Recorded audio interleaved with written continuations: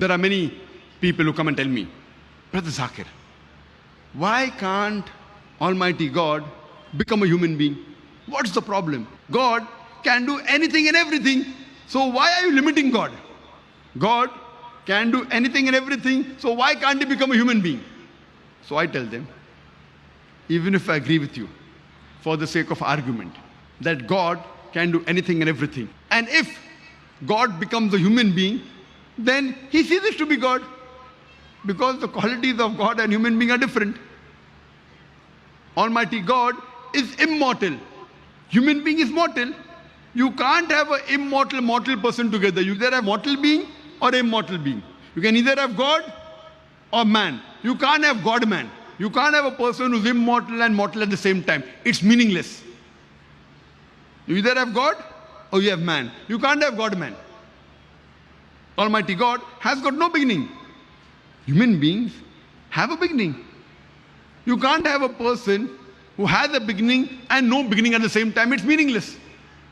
Almighty God has got no end. Human beings have an end. You can't have a person who has an end and no end at the same time. So either you can have a man or God. You can't have a God-man. It's like you telling me, I saw a tall, short man.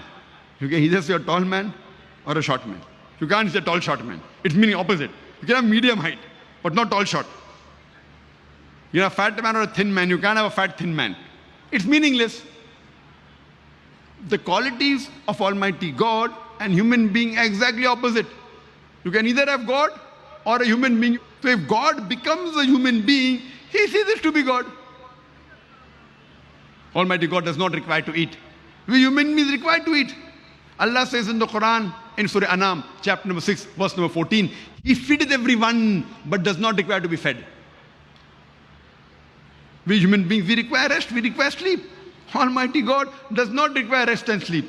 Allah says in the Quran in Ayatul Kursi in Surah Baqarah chapter number 2 verse number 255, Allahu la ilaha hayyul qayyum la ta'khudhu sinatun wa la nawm lahu ma fi samawati wa ma fil ard. Allah, he's the one and only, the eternal, the self-subsisting. No slumber can seize him, nor does he require rest. To him belongs everything in the heavens and the earth. So Almighty God, if he becomes a human being, he ceases to be God. So what is the use of worshipping a human being like you and me? And if I agree with you that Almighty God can do anything and everything, in the same argument, if Almighty God can do anything and everything, Almighty God can even tell a lie. But to tell a lie is ungodly. The moment God tells a lie, he ceases to be God. If I agree with you for sake of argument, Almighty God can do anything and everything, Almighty God can even forget. But to forget is ungodly.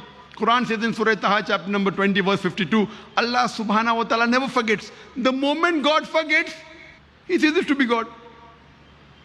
If I agree with you, Almighty God can do anything and everything, Almighty God can even do injustice. But to do injustice is ungodly. Quran says in Surah Nisa, chapter 4, verse 40, Allah subhanahu wa ta'ala is never unjust in the least degree. The moment God does injustice, he ceases to be God.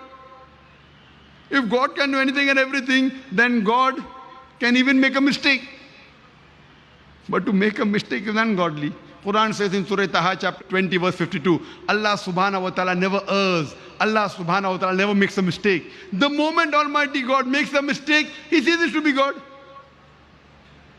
That's the reason nowhere in the Quran is it mentioned that Allah can do everything. Nowhere. But what does the Quran say? Inna Allah ala kulli shay'in qadir. For verily, Allah has power over all things. Surah Baqarah chapter number 2 verse number 106. Surah Baqarah chapter number 2 verse number 109. Surah Baqarah chapter number 2 verse number 284. Surah Al-Imran chapter number 3 verse 29. Surah Nahl chapter number 16 verse 77. In Surah Fatir chapter number 35 verse number 1, Allah says, Inna Allah ala kulli shay'in qadir. For verily, Allah has power over all things. Allah says in Surah Buruj, chapter number 85, verse number 16, that Allah is the doer of all he intends. Whatever Allah intends, he can do. But Allah subhanahu wa ta'ala does not intend to tell a lie, to make a mistake, to do injustice, to become a human being. Allah subhanahu wa ta'ala only intends godly things. Whatever he intends, he can do. But he intends only godly things.